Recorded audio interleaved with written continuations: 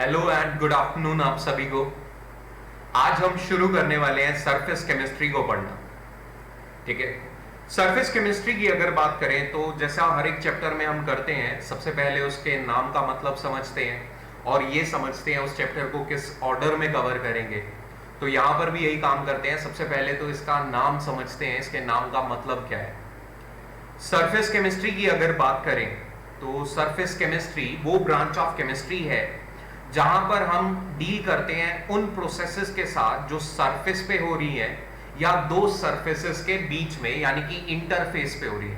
तो वो सारी प्रोसेस जो किसी भी पार्टिकल के सरफेस पे हो रही है या दो पार्टिकल्स के सरफेस के बीच में, यानी कि इंटरफेस पे हो रही है, तो उन सारी प्रोसेसेस को हम स्टडी करते हैं सरफेस केमिस्ट्री के अंदर। इस सरफेस केमिस्ट्री चैप्टर में हम तीन बातों को पढ़ेंगे। सबसे पहला और सबसे इंपॉर्टेंट चीज जो यहां पर हम पढ़ेंगे वो होगा एडसॉर्प्शन। सरफेस केमिस्ट्री का अगर कोई भी सवाल आया है तो ये बहुत ज्यादा चांसेस होते हैं, बहुत ज्यादा प्रोबेबिलिटी होती है, नियर अबाउट 70 to 80% कि वो सवाल किससे हो, एडसॉर्प्शन से। इसके बाद सरफेस केमिस्ट्री में सेकेंड पार्ट में हम पढ़ेंगे कैटालिसिस, कि सरफेस केमिस्ट्री को कैटलिस्ट के साथ कैसे लिंक किया जाए, कैटलिस्ट की एक्टिविटी के साथ कैसे लिंक करेंगे। और इसके बाद हम क्या पढ़ेंगे, इसके बाद हम तीसरा पार्ट पढ़ेंगे इस चैप्टर का जो कि होगा कोलॉइड्स। कोलॉइड्स आप लोगों को याद हो, हम मिसाइल वगैरह बनाते थे, क्राफ्ट टेम्परेचर की बात करते थे, तो वो सारी चीजें पढ़ेंगे कोलॉइड्स के अंदर। लेकिन स्टार्ट करेंगे सबसे इंपॉर्टेंट चीज के साथ जो कि है एडसॉर्प्शन। सबसे पहले तो मैं यहां पर यही बता दूं कि एडसॉर्प्शन को हम कवर कैसे करेंगे। एडसॉर्प्शन में सबसे पहली चीज जो हम पढ़ेंगे वो इसका इंट्रोडक्शन है कि एडसॉर्प्शन होता क्या है, इस बात को समझेंगे। एक बार एडसॉर्प्शन होता क्या है इस बात को समझ लिया, उसके बाद इसके मैकेनिज्म को समझेंगे कि एडसॉर्प्शन अगर हो रहा है तो किस मैकेनिज्म की वजह से हो रहा है, क्या फोर्सेस हैं जो रिस्पॉन्सिबल है। इसके बाद तीसरा और सबसे इंपॉर्टेंट चीज है एडसॉर्प्शन में फैक्टर्स। किन फैक्टर्स पे एडसॉर्प्शन डिपेंड करता है, इन सारे फैक्टर्स को पढ़ेंगे। ये फैक्टर्स कौन से होंगे, ये फैक्टर होगा टेम्परेचर का इफेक्ट, ये होगा प्रेशर का इफेक्ट, और इसके अलावा हम पढ़ेंगे नेचर, पार्टिकल्स के नेचर के साथ किस तरह से एडसॉर्प्शन चेंज होता है। इसके बाद हम दो अलग से टॉपिक्स पढ़ेंगे। पहला तो पढ़ेंगे गिब्स एडसॉर्प्शन आइसोथर्म, और लास्ट टॉपिक इसमें पढ़ेंगे बीईटी। तो इस तरीके से हम क्या करेंगे, पूरा एडसॉर्प्शन कवर करते हुए चलेंगे। क्यों बता रहा हूं, ताकि आप लोगों को पता हो किस तरीके से पूरा चैप्टर चलेगा और चीजों को लिंक आप आराम से कर सको। तो आइए शुरुआत करते हैं एडसॉर्प्शन की। सबसे पहले तो यही समझेंगे कि एडसॉर्प्शन होता क्या है, सरफेस केमिस्ट्री का कौन सा फिनोमेना होता है एडसॉर्प्शन। तो अगर मैं एडसॉर्प्शन को बाय डेफिनेशन एक्सप्लेन करूं तो ये क्या है, it is a process in which high concentration of adsorbate molecule is present on the surface than on the bulk of the adsorbent. तो यहां पर मैंने इस डेफिनेशन में दो नई टर्म्स को इंट्रोड्यूस कराया। एक तो यूज किया एडसॉर्बेट को और एक यूज किया एडसॉर्बेंट को, और इन दोनों टर्म्स की मदद से एडसॉर्प्शन को एक्सप्लेन किया। अब इस डेफिनेशन को अगर मैं एग्जांपल से समझाऊं तो यहां पर मैंने एग्जांपल लिया है, एक एक्टिवेटेड चारकोल का पीस लिया। एक्टिवेटेड चारकोल कुछ नहीं है, उस चारकोल को पाउडर फॉर्म में कन्वर्ट किया और उसकी हमने एडसॉर्प्शन की एक्टिविटी को बढ़ा दिया, तो इसे एक्टिवेटेड चारकोल बोलते हैं। एक्टिवेटेड चारकोल क्या करता है, अगर गैस की प्रेजेंस में एक्टिवेटेड चारकोल को आप प्लेस करोगे तो गैस के मॉलिक्यूल्स क्या करते हैं, इस एक्टिवेटेड चारकोल के सरफेस पे रिटेन हो रहे हैं। तो अगर ये पार्टिकल यहां पर अगर देखें तो गैस का पार्टिकल क्या कर रहा है, केवल इस सरफेस पे रिटेन हो रहा है। जब भी कोई पार्टिकल दूसरे पार्टिकल के सरफेस पे रिटेन होता है तो इस प्रोसेस को बोलते हैं एडसॉर्प्शन। पार्टिकल चारकोल के बल्क में बीच में सेंटर में मूव नहीं किया, केवल चारकोल के सरफेस पे रिटेन हो गया, और जब भी पार्टिकल सरफेस पे रिटेन होगा इस प्रोसेस को नाम देंगे एडसॉर्प्शन। अब जिस पार्टिकल के सरफेस पे रिटेंशन हो रही है, जैसे यहां पर एक्टिवेटेड चारकोल के सरफेस पे रिटेंशन हो रही थी, तो एक्टिवेटेड चारकोल कहलाएगा एडसॉर्बेंट। एड्सॉर्बेंट वो पार्टिकल होगा जिसके सरफेस पे रिटेंशन हो रही है, और जो पार्टिकल रिटेन हो रहे हैं वो कौन से थे? गैस के मॉलिक्यूल्स। जो पार्टिकल रिटेन होंगे उन पार्टिकल्स को क्या बोलते हैं हम? एड्सॉर्बेट। तो यहां पर एड्सॉर्प्शन के अंदर क्या होता है? एड्सॉर्बेंट के सरफेस पे एड्सॉर्बेट के पार्टिकल्स क्या हो जाते हैं? रिटेन हो जाते हैं। इसीलिए मैंने डेफिनेशन में यूज किया कि हाई कंसंट्रेशन किसका होता है? एड्सॉर्बेट का मॉलिक्यूल। एड्सॉर्बेट के मॉलिक्यूल्स का हाई कंसंट्रेशन होता है एड्सॉर्बेंट के सरफेस पे, और जब भी पार्टिकल सरफेस पे रिटेन होगा तो इस प्रोसेस को नाम देंगे हम एड्सॉर्प्शन का। इसी एड्सॉर्प्शन को अगर चाहो तो तुम एक और एग्जांपल की मदद से समझ सकते हो। जैसे यहां पर मान लो मैं एक और एग्जांपल से समझा देता हूं, बिकॉज चीजें क्लियर होनी चाहिए पहले तो, फिर आगे बढ़ने का फायदा है। मान लो मैंने यहां पर एक कंटेनर लिया और इस कंटेनर के अंदर मैंने ऑब्जर्व किया कि कुछ वाटर वेपर्स प्रेजेंट थे। मैंने यहां पर क्या किया? इस कंटेनर के अंदर ऑब्जर्व किया कि कुछ वाटर वेपर्स प्रेजेंट थे। अब मुझे पता है वाटर वेपर की फॉर्म में होगा, तो मुझे पता है ये वाटर वेपर्स भी अपना कोई ना कोई प्रेशर लगा रहे होंगे, क्योंकि वाटर वेपर्स भी रैंडमली मूव करते हुए क्या करते हैं? सरफेस से टकराते हैं, तो ये वाटर वेपर्स भी कोई ना कोई प्रेशर लगाएंगे। इस प्रेशर को मैंने एज्यूम कर लिया, ये प्रेशर लग रहा था P1 के बराबर।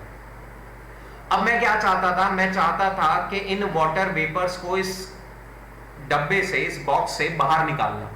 तो मैंने इस बॉक्स से बाहर निकालने के लिए वाटर वेपर्स को क्या तरीका अपनाया कि मैंने इस कंटेनर के अंदर सिलिका जेल को प्लेस कर दिया।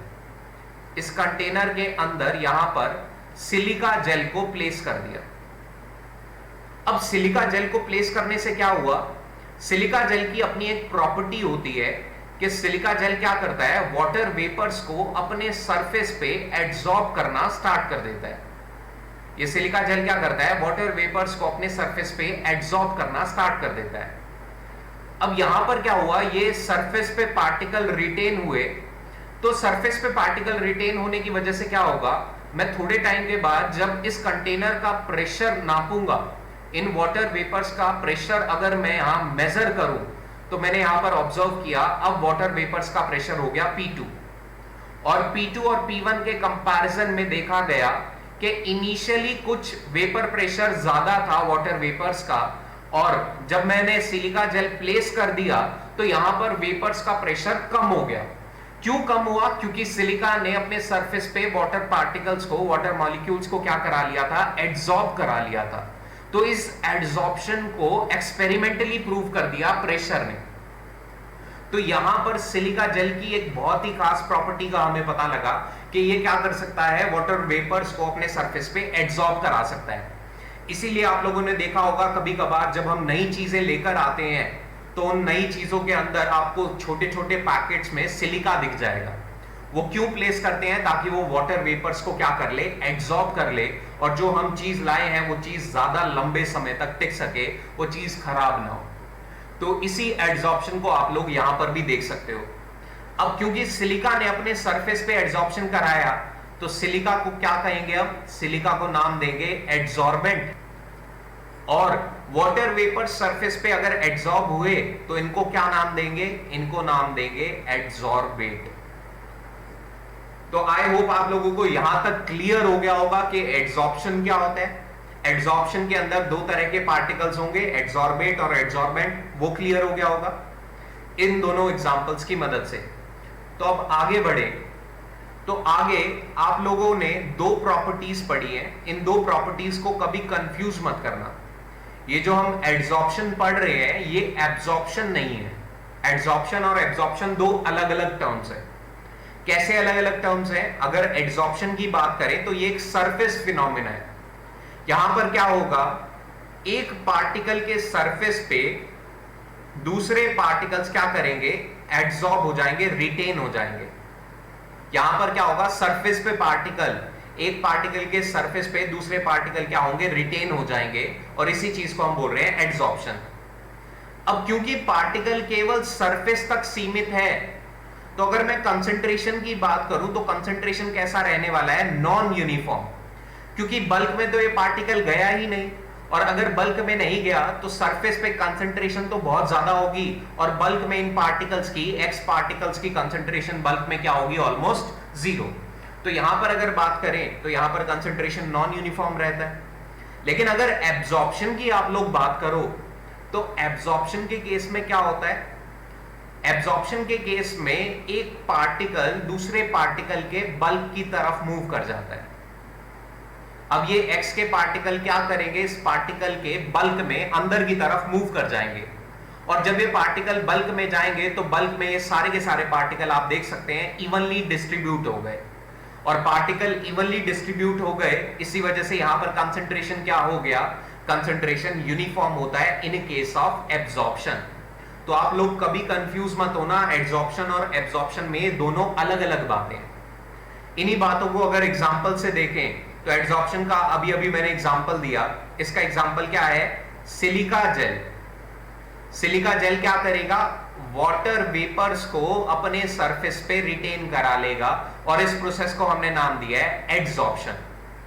जबकि एब्जॉर्प्शन का अगर एग्जांपल देखें तो एब्जॉर्प्शन का एग्जांपल होता है एनहाइड्रस CaCl2। एनहाइड्रस CaCl2 क्या करता है, जैसे ही तुम इसको वाटर वेपर्स अवेलेबल कराओगे तो ये एनहाइड्रस CaCl2 हाइड्रस CaCl2 में कन्वर्ट हो जाता है, और जब ये हाइड्रस फॉर्म में कन्वर्ट होगा तो वाटर वेपर्स इसके क्रिस्टलाइन सिस्टम का पार्ट बन जाएंगे, यानी कि वो वाटर वेपर्स इसके स्ट्रक्चर का पार्ट बन जाएंगे, बल्क में मूव कर जाएंगे। और जब पार्टिकल बल्क में मूव करते हैं तो उस प्रोसेस को क्या बोल रहे हैं हम, एब्जॉर्प्शन। तो एनहाइड्रस CaCl2 तो एब्जॉर्प्शन करता है, जबकि सिलिका जेल क्या करता है, एड्सॉर्प्शन। तो आई होप आप लोगों को यहां पर डिफरेंस क्लियर हो गया होगा। हमें पढ़ना केवल एड्सॉर्प्शन है, लेकिन ये डिफरेंस इसलिए बताया ताकि आप लोग कंफ्यूज ना हो। अब कभी कभार कुछ केसेस में क्या होता है, एड्सॉर्प्शन भी होता है और एब्जॉर्प्शन भी, दोनों प्रोसेस एक साथ हो जाती है, और अगर दोनों प्रोसेस एक साथ हो जाए तो इससे, इस कंबाइंड प्रोसेस को क्या नाम देते हैं हम, सॉर्प्शन। सॉर्प्शन में एक्चुअल में क्या होगा कि पार्टिकल, एक पार्टिकल हमने लिया, कुछ पार्टिकल्स x के तो इसके सरफेस पे रिटेन हो जाएंगे। जब पार्टिकल सरफेस पे रिटेन हुए तो इसका मतलब एड्सॉर्प्शन हुआ, और कुछ पार्टिकल्स क्या करेंगे, बल्क में भी मूव कर जाएंगे। अब जब पार्टिकल्स बल्क में मूव कर गए तो इसका मतलब यहां पर एब्जॉर्प्शन भी हुआ, और अगर दोनों प्रोसेस एक साथ होंगी तो इसे बोलेंगे सॉर्प्शन। इसका एग्जांपल होता है डाइस के सॉल्यूशन। जब हम डाइस के सॉल्यूशन को यूज करते हैं कलर इंपार्ट करने के लिए, तो वो कलर ऐसा नहीं है किसी भी मटेरियल के सरफेस पे रहता है। जैसे फॉर एग्जांपल क्लोथ में हम काफी ज्यादा यूज करते हैं, तो क्लोथ्स के केस में क्या होता है, जब डाई को यूज किया जाता है तो वो कलर ऐसा नहीं है केवल सरफेस पे रिटेन होगा, वो बल्क में अंदर भी मूव करेगा, अंदर से भी कलर इंपार्ट होता है। तो ये एग्जांपल किसका हो सकता है, ये एग्जांपल हो सकता है सॉर्प्शन का। इसके अलावा स्पॉन्ज भी एक एग्जांपल है। स्पॉन्ज भी क्या करता है, वाटर को केवल सरफेस पे रिटेन नहीं करता, वाटर के पार्टिकल बल्क की तरफ, अंदर की तरफ भी मूव करते हैं। तो वहां पर भी दोनों प्रोसेस होती है, दोनों प्रोसेस होंगी तो सॉर्प्शन, लेकिन पढ़ना किसे हमें, एड्सॉर्प्शन को। तो अब एड्सॉर्प्शन को आगे अगर स्टडी करें तो यहां पर मैंने ये समझ लिया एड्सॉर्प्शन क्या होता है। अब मुझे ये समझना है कि एड्सॉर्प्शन कैसे होता है, क्यों होता है। एड्सॉर्प्शन क्यों होता है, इस बात को हम स्टडी करेंगे इसके मैकेनिज्म में। जो ये एड्सॉर्प्शन का मैकेनिज्म है ये कंप्लीटली डिपेंड करता है तुमने एड्सॉर्बेंट क्या लिया इसके ऊपर। एड्सॉर्बेंट दो हो सकते हैं, एड्सॉर्बेंट या तो हो सकता है सॉलिड सरफेस हो या फिर हो सकता है लिक्विड सरफेस हो, ठीक है। तो एड्सॉर्बेंट आप लिक्विड यूज कर रहे हो या फिर सॉलिड यूज कर रहे हो, इस बात पर डिपेंड करेगा कि क्या मैकेनिज्म रहने वाला है एड्सॉर्प्शन का। लिक्विड में अलग फोर्सेस रिस्पॉन्सिबल होंगी एड्सॉर्प्शन के लिए, और सॉलिड में कोई अलग फोर्स रिस्पॉन्सिबल होगा एड्सॉर्प्शन के लिए। जैसे कि सबसे पहले अगर बात करूं मैं लिक्विड की, तो आप लोग लिक्विड के केस में जानते होंगे, जैसे मान लो मैंने एक कंटेनर में पानी को रख दिया, तो पानी के अंदर दो तरह के पार्टिकल्स होंगे। एक तो ये पार्टिकल्स होंगे, इन पार्टिकल्स को तो हम बोलेंगे बल्क के पार्टिकल्स, क्योंकि ये सेंटर में प्रेजेंट है। और ये जो पार्टिकल्स होंगे ये कौन से होंगे, हमारे सरफेस के पार्टिकल्स। दो तरह के पार्टिकल्स होंगे, एक तो सरफेस के पार्टिकल और ये सारे मान लिए बल्क के पार्टिकल्स। इसे भी बल्क इसलिए मान रहा हूं बिकॉज हम यहां पर कोहेजन या एडिशन की बात अभी नहीं कर रहे। तो ये सारे जो बल्क के पार्टिकल्स होते हैं, इनकी अगर बात करें, सबसे पहले इन्हें अगर समझे तो हर एक बल्क का पार्टिकल एनालिटिकल केमिस्ट्री के हिसाब से on an average 12 opposite direction से अट्रैक्टेड होता है। हर एक बल्क का जो ये पार्टिकल है on an average 12 opposite direction से अट्रैक्ट होता है। अब ये जब 12 अपोजिट डायरेक्शन से अट्रैक्ट होगा तो इस पार्टिकल पर लगने वाला नेट फोर्स क्या बन जाता है? 0। इस पार्टिकल पर कोई नेट फोर्स नहीं लगेगा। क्यों नहीं लगेगा? बिकॉज जितना ऊपर की डायरेक्शन में फोर्स लग रहा है उतना ही नीचे की डायरेक्शन में भी फोर्स लगा, तो सारी फोर्सेस एक दूसरे को काउंटर बैलेंस करके नेट फोर्स को 0 बना देती हैं। लेकिन अगर मैं सरफेस के पार्टिकल की बात करूं तो मान लो इस पार्टिकल को अगर देखें तो इस पार्टिकल को केवल नीचे की डायरेक्शन में फोर्स मिलेगा, ऊपर तो कोई लिक्विड का पार्टिकल नहीं है, तो ऊपर तो कोई नेट फोर्स इसे मिलेगा नहीं। तो अगर मैं यहां सरफेस के पार्टिकल की बात करूं तो सरफेस के केस में यहां जो ये पार्टिकल है वो केवल नीचे की तरफ अट्रैक्टेड है, तो यहां पर इन पार्टिकल्स पर क्या होगा? नेट इनवर्ड फोर्स लग रहा होगा। नेट इनवर्ड फोर्स लगने का मतलब क्या है कि इन सरफेस के पार्टिकल का जो नेट फोर्स था वो 0 नहीं हो पाया। ये जो सरफेस के पार्टिकल थे इन पर नेट फोर्स 0 नहीं हो पाया। और हर एक पार्टिकल स्टेबिलिटी को गेन करने के लिए क्या चाहता है? अपनी फोर्सेस, अपनी एनर्जी को वो कम करना चाहता है ताकि वो ज्यादा स्टेबल रह सके। तो अब ये सरफेस के पार्टिकल भी क्या चाहते हैं? अपनी नेट फोर्स को 0 बनाना। नेट फोर्स को 0 बनाने की चक्कर में ये क्या करते हैं? ये सारे पार्टिकल नीचे की तरफ जाना चाहते हैं, बल्क की तरफ जाना चाहते हैं। तो ये सारे सरफेस के पार्टिकल जब बल्क की तरफ जाना चाहते हैं तो सरफेस पर एक परपेंडिकुलर इनवर्ड फोर्स लगता है, और इस परपेंडिकुलर इनवर्ड फोर्स को ही हम नाम दे देते हैं सरफेस टेंशन। इसी एक इनवर्ड फोर्स को हम नाम दे देते हैं सरफेस टेंशन का। तो पार्टिकल चाहता है कि वो किसी तरीके से इस नेट इनवर्ड फोर्स को खत्म करे। तो इनवर्ड फोर्स को खत्म करने के लिए ये पार्टिकल्स क्या करेंगे कि अगर इनकी विसिनिटी में, इनकी आसपास कोई भी गैस का पार्टिकल है तो वो क्या करेंगे? इस गैस के पार्टिकल को भी अट्रैक्ट करना स्टार्ट कर देंगे। क्यों अट्रैक्ट कर रहे हैं इन गैस के पार्टिकल्स को? ताकि इन पार्टिकल्स का नेट फोर्स क्या बन जाए? 0। जितना इनवर्ड फोर्स था ये बाहर की तरफ भी उतना ही फोर्स लगाएंगे, और दोनों डायरेक्शन में अगर इक्वल फोर्स लग जाए तो इनका भी नेट फोर्स क्या होगा? 0। ये भी क्या हो जाएंगे? स्टेबल। तो एक्चुअल में ये पार्टिकल अपने नेट फोर्स को 0 बनाने के चक्कर में क्या करते हैं? इन गैस के पार्टिकल को अपने सरफेस पे अट्रैक्ट कर लेते हैं, रिटेन करा लेते हैं। तो अगर लिक्विड एड्सॉर्बेंट की मैं बात करूं तो लिक्विड के केस में यहां पर रेजिडुअल फोर्स क्या होता है? वो फोर्स जो काउंटर बैलेंस नहीं हो पाया, वो फोर्स जो एड्सॉर्प्शन करवाएगा। तो यहां पर रेजिडुअल फोर्स कौन सा होगा? एड्सॉर्प्शन किस वजह से हो रहा होगा? एड्सॉर्प्शन का कारण होगा यहां पर सरफेस टेंशन ऑफ लिक्विड। इस सरफेस टेंशन को खत्म करने के चक्कर में ही क्या कर रहा है? लिक्विड के सरफेस के पार्टिकल्स क्या कर रहे हैं? गैस के पार्टिकल को अपने सरफेस पे एड्सॉर्ब करा रहे हैं। जितना ज्यादा सरफेस टेंशन होगा उतना ज्यादा रेजिडुअल फोर्स, और उतना ज्यादा ही क्या हो जाएगा? लिक्विड का एड्सॉर्प्शन। लिक्विड उतना ज्यादा ही क्या शो करेगा? एड्सॉर्प्शन।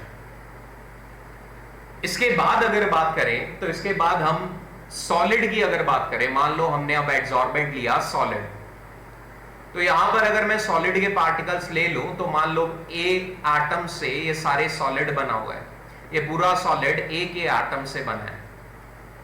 अब सॉलिड है तो ये ए एटम्स आपस में बॉन्डेड होंगे। अब यहां पर सॉलिड को भी अगर आप लोग देखो तो सॉलिड में भी आप लोग देख सकते हैं कि सॉलिड के केस में भी 2 तरह के पार्टिकल्स हैं। एक तो ये पार्टिकल्स हैं जो सरफेस पे प्रेजेंट है, ये सरफेस के पार्टिकल्स हैं, और एक ये पार्टिकल है जो बल्क में प्रेजेंट है। अब अगर बल्क के पार्टिकल को देखो, इस ए एटम को देखो, तो इसने 4 दूसरे ए एटम के साथ बॉन्ड बना रखा है।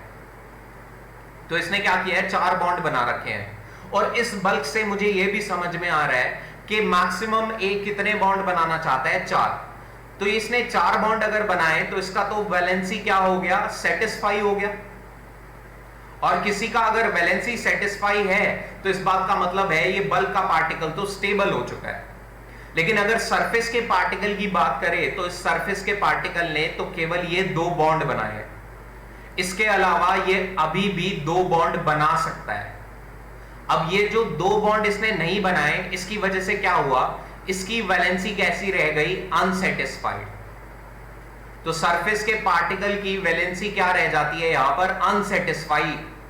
और अनसेटिस्फाइड वैलेंसी होने की वजह से ये साइट कैसा काम करेगी, एक्टिव साइट का। ये सरफेस के एटम्स कैसा काम करेंगे, एक्टिव साइट की तरह बिहेव करेंगे। इसके विसिनिटी में, इसके आसपास अगर कोई भी गैस का पार्टिकल आ गया, मान लो X गैस का पार्टिकल आ गया, तो ये उसके साथ क्या चाहेगा, बॉन्ड बनाना चाहेगा। क्यों बॉन्ड बनाना चाहेगा, ताकि इसकी वैलेंसी सेटिस्फाई हो सके और ये भी क्या हो जाए, स्टेबल हो जाए। तो यहां पर अगर बात करें तो यहां पर भी सरफेस के पार्टिकल एड्सॉर्प्शन कर रहे हैं। क्यों कर रहे हैं, क्योंकि उनके पास क्या है, एक्टिव साइट है। तो यहां पर एक्टिव साइट ही रिस्पॉन्सिबल है रेजिडुअल फोर्स के। एड्सॉर्प्शन के लिए रिस्पॉन्सिबल कौन है, एक्टिव साइट्स। कौन सी एक्टिव साइट, जो अनसेटिस्फाइड वैलेंसी होने की वजह से क्रिएट हुई। तो यहां पर अगर सॉलिड्स की बात करें तो सॉलिड में एक्टिव साइट रिस्पॉन्सिबल होती है। लिक्विड की अगर बात करें तो वहां पर सरफेस टेंशन की वजह से क्या होता है, एड्सॉर्प्शन हो रहा होता है। अब सॉलिड के केस में ही एक इंपॉर्टेंट पॉइंट जो हम हर बार बोलते हैं, तो सॉलिड के केस में हम बोलते हैं कि जैसे ही हम सॉलिड को, किसी भी सॉलिड को तोड़कर पाउडर फॉर्म में कन्वर्ट करें, तो पाउडर फॉर्म में कन्वर्ट होने के बाद इस सॉलिड का जो एड्सॉर्प्शन है वो बढ़ जाता है। हमने ये पॉइंट बचपन से पढ़ा है कि जब भी किसी सॉलिड को हम तोड़कर पाउडर फॉर्म में कन्वर्ट करते हैं, तो पाउडर फॉर्म में कन्वर्ट होने के बाद इस सॉलिड का एड्सॉर्प्शन बढ़ जाता है। अब ये एड्सॉर्प्शन बढ़ता क्यों है, इस बात को अगर मैं यहां पर एक्सप्लेन करूं, तो जब हमारे पास मान लो एक सॉलिड का पीस था, फिर से मैंने ए एटम्स के साथ एक सॉलिड का पीस बनाया। अब इस सॉलिड के पीस पर अगर मैं तुम्हें एक्टिव साइट्स दिखाऊं, तो यहां पर एक्टिव साइट्स कौन सी है, एक तो ये एक्टिव साइट है, दूसरा ये है, तीसरा ये है। इसी तरीके से अगर मैं सारी एक्टिव साइट्स को देखूं तो टोटल मेरे पास एक्टिव साइट है 10। तो यहां पर 10 एक्टिव साइट्स की वजह से क्या हो रहा है, एड्सॉर्प्शन हो रहा है। लेकिन जैसे ही मैं इसे तोड़ दूंगा, इस सॉलिड को मान लो बीच में से ब्रेक कर दूं, इस सॉलिड को एग्जैक्टली बीच में से अगर यहां पर मैं ब्रेक कर दूं, तो मुझे अब 2 पीस मिलेंगे। ऊपर ये पीस मिलेगा और नीचे ये पीस। बीच में से मैंने क्या किया, यहां से इस सॉलिड को तोड़ दिया। और जैसे ही मैंने सॉलिड को तोड़ा, तो अब मैं अगर देखूं तो एक्टिव साइट्स अगर मेरे पास यहां पर मैं कैलकुलेट करूं तो 3 यहां पर, 2 यहां पर और 3 एक्टिव साइट्स यहां पर। तो टोटल ऊपर 8 एक्टिव साइट्स हैं, नीचे भी कितनी हो गई, 8। तो टोटल एक्टिव साइट्स अगर यहां पर देखें तो 16 एक्टिव साइट्स हैं। और एक्टिव साइट ही किसका काम कर रही थी, रेजिडुअल फोर्स का काम। और जितनी रेजिडुअल फोर्स ज्यादा है उतना ही क्या होता है, एड्सॉर्प्शन भी ज्यादा। तो यहां पर जैसे ही हम सॉलिड को तोड़ते हैं तो एक्टिव साइट्स बढ़ जाती हैं, और इन एक्टिव साइट्स के बढ़ने की वजह से ही क्या होता है, एड्सॉर्प्शन भी बढ़ जाता है। इसीलिए हम कहते हैं जब भी सॉलिड को पाउडर में कन्वर्ट करोगे, तोड़ोगे, तो एड्सॉर्प्शन बढ़ जाएगा। तो आई होप आप लोगों को यह बात भी क्लियर होगी कि किस तरीके से एक्टिव साइट पर डिपेंड करेगा एड्सॉर्प्शन। अब अगर थर्मो की टर्म्स में पढ़ें कि स्पॉन्टेनियस एड्सॉर्प्शन किस तरीके से होता है, तो अगर थर्मो की टर्म्स में किसी प्रोसेस को स्पॉन्टेनियस प्रूव करना है तो 3 बातों को समझना होता है। सबसे पहली और सबसे इंपॉर्टेंट चीज जो थर्मो कहता है कि अगर कोई प्रोसेस स्पॉन्टेनियस है तो थर्मो के अकॉर्डिंग वो प्रोसेस स्पॉन्टेनियस तब होगा जब उसके लिए गिब्स फ्री एनर्जी चेंज का वैल्यू क्या हो, नेगेटिव। तो हमें यहां पर स्पॉन्टेनियस एड्सॉर्प्शन के लिए डेल्टा जी को नेगेटिव करना है। अब डेल्टा जी का जो वैल्यू होता है वो 2 फैक्टर पे डिपेंड करता है। एक तो होता है एनर्जी का फैक्टर, एनर्जी के फैक्टर को हम पढ़ते हैं चेंज इन एंथैल्पी की टर्म्स में, और दूसरा होता है एंट्रोपी का फैक्टर। तो अगर थर्मो की टर्म्स में स्पॉन्टेनियस एड्सॉर्प्शन को समझना है तो इन तीन बातों को समझना होगा, डेल्टा जी, डेल्टा एच और डेल्टा एस। अब डेल्टा एच की अगर बात करूं तो एड्सॉर्प्शन के दौरान डेल्टा एच का क्या वैल्यू होगा, इस बात को अगर समझें तो यहां पर मैं एक एग्जांपल ले रहा हूं। यहां पर हमने एग्जांपल लिया था कि हमारे पास एक सॉलिड सरफेस है। अब इस सॉलिड में जो सरफेस के पार्टिकल्स थे, हम जानते हैं कि इनका वैलेंसी अभी तक सेटिस्फाई नहीं हुआ। इन पार्टिकल्स ने अभी तक अपना वैलेंसी सेटिस्फाई नहीं किया। ए के एटम्स मैक्सिमम 4 बॉन्ड बना सकते थे, लेकिन इन्होंने अभी 2 बॉन्ड बनाए, तो इनके पास अनसेटिस्फाइड वैलेंसी है। अब अनसेटिस्फाइड वैलेंसी होने की वजह से ये पार्टिकल क्या करेगा, कोई गैस का पार्टिकल, अगर एक्स गैस का पार्टिकल आए तो उसके साथ बॉन्डिंग करेगा, और जैसे ही ये बॉन्डिंग होगी तो यहां पर क्या होगा, ये वैलेंसी अब क्या हो गई, सेटिस्फाइड। तो अनसेटिस्फाइड से ये वैलेंसी सेटिस्फाइड हो गई, और वैलेंसी सेटिस्फाई होने का मतलब होता है स्टेबिलिटी का बढ़ना। यहां पर जैसे ही वैलेंसी सेटिस्फाई होगी तो स्टेबिलिटी बढ़ेगा, और स्टेबिलिटी तब बढ़ता है जब एनर्जी प्रोसेस में क्या हो, रिलीज हो रही हो। जब एनर्जी कम होगी तभी तो स्टेबिलिटी बढ़ी होगी। तो जैसे ही वैलेंसी सेटिस्फाई हुई तो एक एनर्जी रिलीज होगी, नया बॉन्ड बना तो एक एनर्जी रिलीज होगी, और जब भी प्रोसेस में एनर्जी रिलीज होती है तो हम डेल्टा एच का वैल्यू लेकर चलते हैं नेगेटिव। प्रोसेस कैसा होता है, एक्सोथर्मिक, यानी कि यहां पर डेल्टा एच का वैल्यू क्या होगा, नेगेटिव। तो डेल्टा एच की टर्म्स में देखें तो ये वैल्यू नेगेटिव रहता है। अब डेल्टा एस की टर्म्स में, चेंज इन एंट्रोपी की टर्म्स में अगर देखें तो एंट्रोपी की टर्म्स में वैल्यू क्या होगा, इस बात को समझने के लिए एक और एग्जांपल ले लेते हैं। जैसा कि मैंने पहला एक एग्जांपल भी लिया था, आप लोगों को याद हो, तो हमने यहां पर एक कंटेनर लिया था। इस कंटेनर के अंदर यहां पर वाटर वेपर्स थे। ये वाटर वेपर्स हमें पता है रैंडमली मूव कर सकते हैं, ये पार्टिकल रैंडमली मूव करेंगे। लेकिन हमने क्या किया था, इस सिस्टम के अंदर एक सिलिका जेल को प्लेस कर दिया। इस सिस्टम के अंदर सिलिका जेल को रख दिया। जैसे ही हमने सिलिका जेल को रखा तो ये वाटर वेपर्स क्या करने लग गए, ये वाटर वेपर्स इस सिलिका जेल के सरफेस के ऊपर रिटेन होने लग गए। तो ये वाटर वेपर जो पहले रैंडमली मूव कर रहे थे, जो पहले कहीं पर भी प्लेस हो सकते थे, वो अब क्या हुआ, एक रेगुलर मैनर में सिलिका के ऊपर क्या हो गए, एड्सॉर्ब हो गए। तो जैसे ये पार्टिकल एक रेगुलर मैनर में एड्सॉर्ब होंगे तो यहां पर रैंडमनेस जो है सिस्टम का वो घट जाएगा, और रैंडमनेस घटने का मतलब ही क्या होता है, एंट्रोपी का घटना।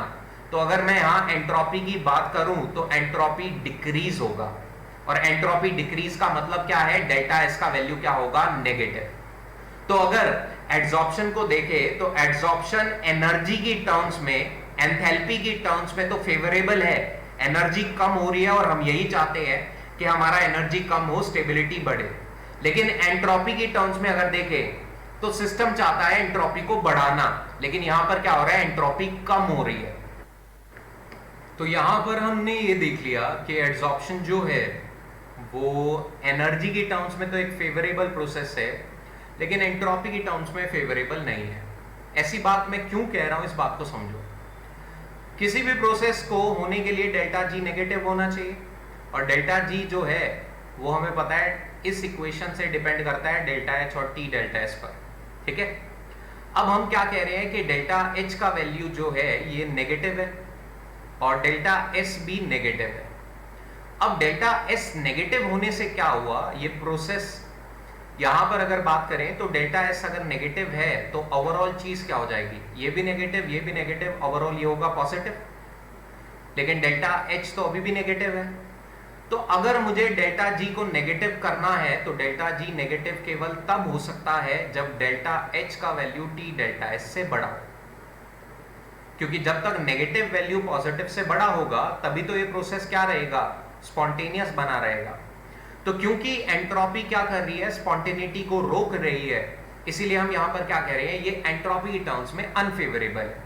और ये बात हमें सेकंड लॉ ऑफ थर्मोडायनेमिक्स ने बता भी दी थी कि हर एक सिस्टम अपनी एंट्रोपी को बढ़ाना चाहता है, कम कोई नहीं करना चाहता। तो क्योंकि यहां एंट्रोपी कम हो रही है इसलिए अनफेवरेबल है एंट्रोपी की टर्म्स में। तो जब तक delta H T delta S से बड़ा है ये प्रोसेस स्पॉन्टेनियस रहेगा।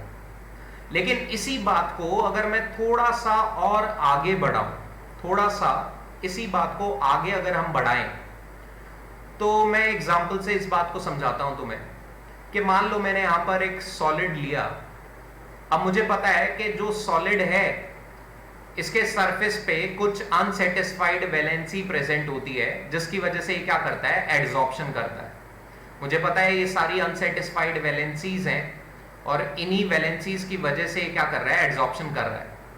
तो अगर मैं इसके एड्सॉर्प्शन को टाइम की टर्म्स में बांटूं तो सबसे पहले मैं 0 से 10 सेकेंड तक एड्सॉर्प्शन को देखूं और फिर 10 से 20 सेकेंड तक एड्सॉर्प्शन को देखूं, 10-10 सेकेंड के गैप में एड्सॉर्प्शन को अगर स्टडी करूं तो पहले ये ऑब्जर्व किया गया कि पहले 10 सेकेंड में जो एड्सॉर्प्शन हुआ वो बहुत फास्ट था। पहले 10 सेकेंड में क्या हुआ कि बहुत सारे एक्स गैस के पार्टिकल आए और उन्होंने क्या किया, बॉन्ड बना लिया इन ए सॉलिड पार्टिकल्स के साथ। बहुत सारे पार्टिकल्स क्या हो गए, एड्सॉर्ब हुए शुरू के 10 सेकेंड में। मैं यहां पर मान रहा हूं कि शुरू के 10 सेकेंड में 7 बॉन्ड बने। अब नेक्स्ट 10 सेकेंड की अगर बात करें तो नेक्स्ट 10 सेकेंड में जो पार्टिकल आकर बॉन्ड बना रहे हैं उनको अगर देखें तो केवल 3 पार्टिकल्स ने आकर बॉन्ड बनाए, केवल ये 3 पार्टिकल यहां पर बॉन्ड बना रहे हैं। अब यहां पर इस बात को अगर मैं समझूं कि शुरू में तो एड्सॉर्प्शन बहुत ज्यादा था लेकिन टाइम के साथ एड्सॉर्प्शन क्या हो रहा है, कम हो रहा है, इस बात को अगर मैं समझूं तो पॉल मॉन्क ने इस बात को बहुत अच्छे से समझाया है। उन्होंने एक एग्जांपल लिया फिजिकल लाइफ का। उन्होंने कहा कि एक खाली बस है और हम बहुत सारे लोग हैं, हमें इस खाली बस में चढ़ना है। तो खाली बस में चढ़ना हमारे लिए बहुत आसान रहेगा बिकॉज सारी सीट्स क्या है, सारी वैलेंसी क्या है, अनसेटिस्फाइड है। शुरू में ये सॉलिड बस सारी वैलेंसी क्या थी, अनसेटिस्फाइड, सारी सीट अवेलेबल थी। तो जिसका जहां मन किया उसने वहां बॉन्ड बना लिया, वो वहां बैठ गया। लेकिन एक बार अगर बस पार्शियली फिल हो गई तो अब जो नए लोग बस में चढ़ेंगे उन्हें सबसे पहले क्या करना होगा, अपनी साइट को ढूंढना होगा। तो ये ब्लैक एक्स के जो पार्टिकल आएंगे इन्हें सबसे पहले तो अपनी साइट को ढूंढना होगा और फिर वो साइट पर जाके क्या करेंगे, बॉन्ड बनाएंगे। तो यहां पर टाइम के साथ साथ क्या होता है कि अनसेटिस्फाइड वैलेंसी का अमाउंट कम होता रहता है, क्योंकि टाइम के साथ साथ क्या होगा, सॉलिड ने बॉन्ड बनाए, उसकी वैलेंसी सेटिस्फाई हो गई। तो अब टाइम के साथ वैलेंसी सेटिस्फाई होने के बाद अब सॉलिड बॉन्ड नहीं बनाएगा उतने। तो जब सॉलिड बॉन्ड कम बनाएगा तो वहां पर क्या होगा, एड्सॉर्प्शन टाइम के साथ साथ डिक्रीज हो जाएगा।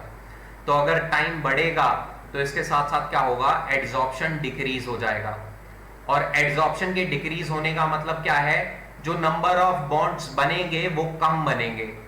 और अगर नंबर ऑफ बॉन्ड कम बनेंगे तो जो एनर्जी रिलीज हो रही थी एड्सॉर्प्शन के बॉन्ड बनने के बाद, ये जो एनर्जी रिलीज हो रही थी इसका जो नेगेटिव वैल्यू होगा वो कम हो जाएगा। तो इनिशियली स्पॉन्टेनियस एड्सॉर्प्शन के लिए delta H T delta S से बड़ा था, लेकिन टाइम के साथ अब मुझे पता है ये डेल्टा एच का वैल्यू डिक्रीज होता है। तो एक ऐसा पॉइंट भी आएगा जब ये डेल्टा एच का वैल्यू डिक्रीज होकर टी डेल्टा एस के वैल्यू के बराबर हो जाएगा। और अगर ये दोनों वैल्यू बराबर हो गई तो हम जानते हैं कि डेल्टा जी होता है delta H minus T delta S. अगर ये नेगेटिव वैल्यू इस पूरी पॉजिटिव वैल्यू के बराबर हो गए तो ओवरऑल वैल्यू आएगा 0। और डेल्टा जी 0 कब होता है, केवल इक्विलिब्रियम के केस में। इस तरह के इक्विलिब्रियम को क्या बोलेंगे हम, एड्सॉर्प्शन इक्विलिब्रियम। अब इसी पॉइंट को आगे जाकर हम यूज करेंगे अलग अलग थियोरीज में। अलग अलग थियोरीज क्या करती है, एड्सॉर्प्शन को इक्विलिब्रियम के टर्म्स में ही पढ़ाती है। तो सबसे पहले तो हमें यह पता होना चाहिए इक्विलिब्रियम आया कैसे। तो उसी बात को मैंने एक्सप्लेन किया कि टाइम के साथ एड्सॉर्प्शन कम होने की वजह से डेल्टा एच घटेगा और एक सिचुएशन ऐसी आएगी जब delta H T delta S के बराबर होगा। उस सिचुएशन पे क्या होगा, एड्सॉर्प्शन इक्विलिब्रियम अटेन हो जाएगा। तो अब यहां पर जो हमने थर्मोडायनेमिक अप्रोच समझा उससे मैंने ये बात तुम्हें समझाई कि जनरली डेल्टा एच क्या होता है। हमने समझा कि डेल्टा एच जनरली होता है नेगेटिव। इसके अलावा डेल्टा एस की बात करें तो ये भी क्या रहता है, जनरली नेगेटिव। तो अब अगर इस बात को मैं तुम्हें एक सवाल की टर्म्स में पूछूं तो इस सवाल में बहुत सारे बच्चों को डाउट होता है कि स्पॉन्टेनियस एड्सॉर्प्शन क्या हमेशा एक्सोथर्मिक होगा, क्योंकि बहुत सारे टीचर क्या करते हैं, इसे हमेशा एक्सोथर्मिक बता देते हैं। तो इसी कंफ्यूजन को हम दूर करते हैं यहां पर। क्या हमेशा स्पॉन्टेनियस एड्सॉर्प्शन एक्सोथर्मिक होगा, इस सवाल को अगर पूछें तो मेरा जवाब अगर सुने तो ये सवाल बिल्कुल सही है कि स्पॉन्टेनियस एड्सॉर्प्शन हमेशा एक्सोथर्मिक होता है। किन केसेस के लिए? 90 to 95% केसेस के लिए। 90 से 95% केसेस के लिए ये बात सही है कि प्रोसेस जो एड्सॉर्प्शन का प्रोसेस है वो कैसा होगा? एक्सोथर्मिक। लेकिन कुछ 5% केस ऐसे भी हैं जहां पर ये प्रोसेस कैसा हो जाएगा? एंडोथर्मिक। एग्जाम्पल से अगर बताऊं तो इसका एक एग्जाम्पल है H2 गैस का एड्सॉर्प्शन ग्लास के सरफेस पे। जब हम H2 गैस को एड्सॉर्ब कराते हैं ग्लास के सरफेस पर तो ये एड्सॉर्प्शन एंडोथर्मिक होता है और साथ ही साथ ये स्पॉन्टेनियस भी हो जाता है।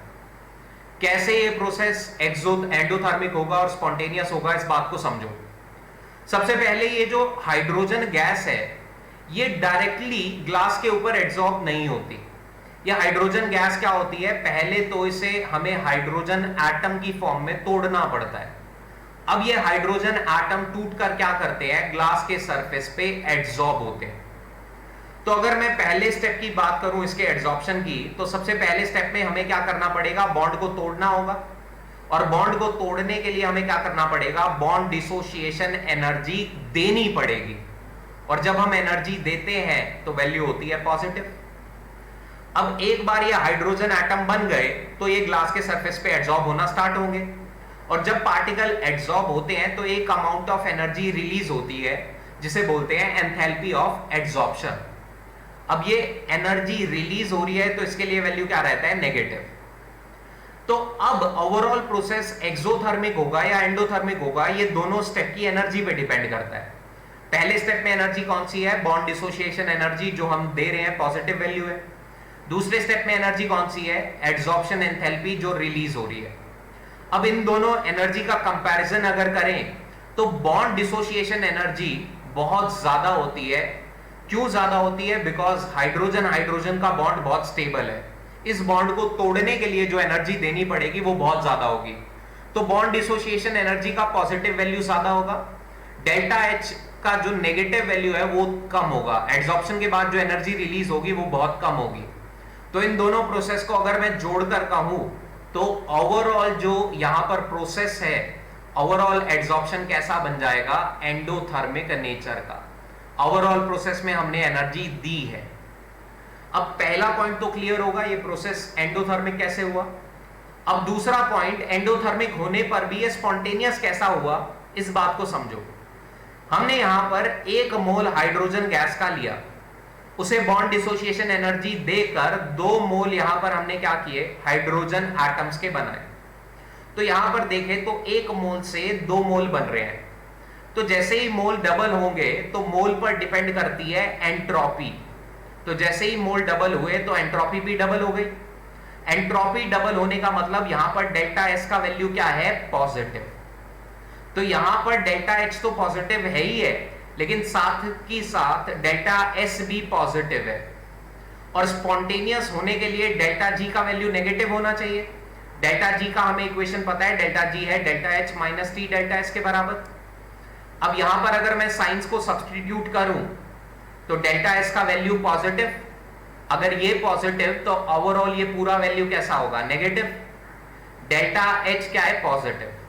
लेकिन यहां पर इतना अमाउंट ऑफ एनर्जी रिलीज नहीं होगा जितना ज्यादा एंट्रोपी बढ़ेगा। एंट्रोपी का जो ये इंक्रीज है, पॉजिटिव वैल्यू है, ये बहुत बड़ा होगा और ये डेल्टा एच का जो वैल्यू है वो बहुत छोटा होगा। तो क्योंकि डेल्टा एच कम है और डेल्टा एस ज्यादा है, इसीलिए ओवरऑल डेल्टा जी क्या बन जाता है? नेगेटिव। और ओवरऑल ये प्रोसेस कैसी बन जाएगी? स्पॉन्टेनियस। क्यों? क्योंकि एंट्रोपी वाला फैक्टर ज्यादा बड़ा है एनर्जी की टर्म्स में।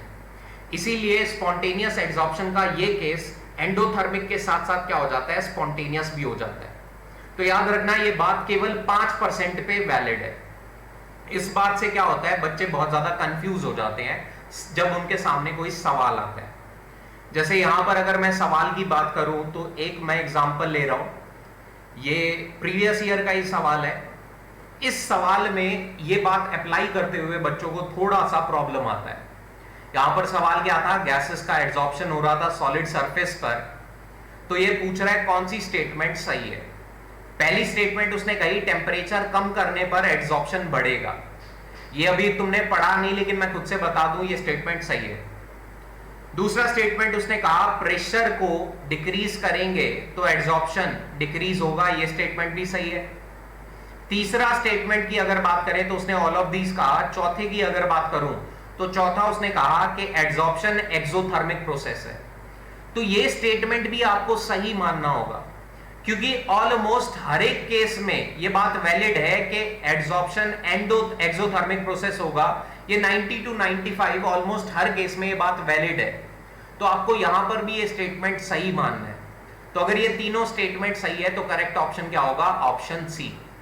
और ये जो सवाल था वो एमसीक्यू में ही आया था, कोई एक आंसर सही हो सकता था, तो यहां पर कौन सा आंसर सही होगा? Option C. तो आई होप आप लोगों को ये वीडियो पसंद आया हो एड्सॉर्प्शन का। अगर ये पसंद आया है तो प्लीज लाइक करें, सब्सक्राइब करें और शेयर करें। इसके अलावा आप लोगों को अगर सॉल्यूशन पढ़ना है तो सॉल्यूशन ऑलमोस्ट खत्म हो चुका है अनअकैडमी प्लेटफॉर्म पर। वहां पर फ्री क्लासेस हैं, अगर आप लोगों को वो देखना है तो उसका लिंक मैं डिस्क्रिप्शन में दे दूंगा, वहां से आप लोग सॉल्यूशन पढ़ सकते हैं। तो थैंक यू दोस्तों।